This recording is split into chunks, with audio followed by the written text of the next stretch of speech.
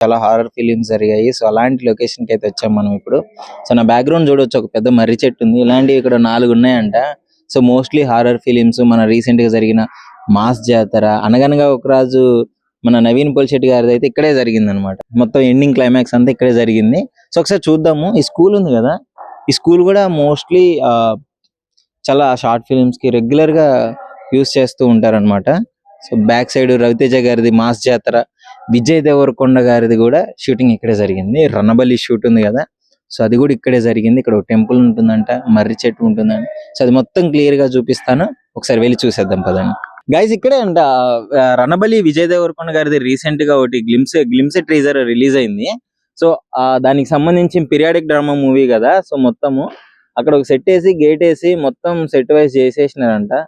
So mostly Vijay Devarakonda గారిది ఇంకా release కూడా కాలేదు. సో మీకు ముందే చూపిస్తున్నాను. ఇదే స్కూల్ సెట్.